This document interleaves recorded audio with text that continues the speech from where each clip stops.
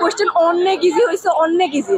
মোটামুটি দিয়েছি যা পারতাম আর কি, তুলনায় এমসিকিউ এবার একটু ভালোই হার্ড হয়েছে। সবকিছু মিল আছে, শুধু একটু কঠিন হয়েছিল প্রশ্নগুলো, প্রথম থেকে কঠিন, কিন্তু যেমন ক আর খ দেখছি তো আলহামদুলিল্লাহ ভালো হয়েছে, মানে সব প্রশ্নের ক ভালো হয়েছে।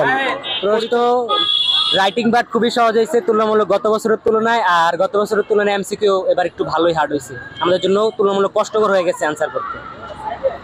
পড়াশোনাতে বিঘ্নতা তো অবশ্যই ঘটেছে, কিন্তু আমাদের সরকার বাড়তি 2 মাস দিয়েছে ভালোভাবে প্রিপারেশন নেওয়ার জন্য।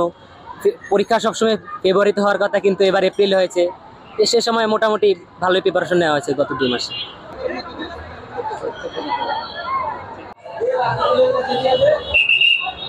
আমি বলবো যে আমার তো মোটামুটি, আমি তো খুব আহামরি ভালো স্টুডেন্ট না, কিন্তু এই জন্যই হচ্ছে ভালো বুঝতে পারতেছি যে কোশ্চেন কেমন হয়েছে।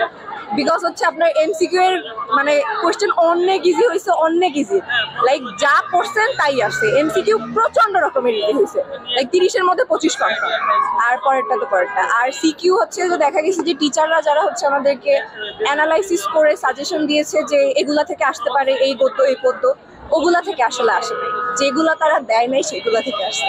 এই জন্য হয়তো অনেকে দেখা যাচ্ছে যে কান্নাকাটি করতেছে, টেনশন করতেছে, কিন্তু অ্যাকচুয়ালি সবই তো পড়ে আসা লাগছে রিডিং। সো বানায় হইলেও যেমন ইচ্ছা তেমন লেখা যায়। আর হচ্ছে অনেকে দেখা যায় টাইম ম্যানেজমেন্টের একটা ব্যাপার থাকে যে 7টা সৃজনশীল হচ্ছে লিখে আসতে পারে না, এই জন্য দেখলাম যে অনেকে কান্নাকাটি করতেছে, অনেক রকম কথা বলতেছে। কিন্তু না, মোটামুটি হচ্ছে কোশ্চেন হচ্ছে স্ট্যান্ডার্ড হয়েছে।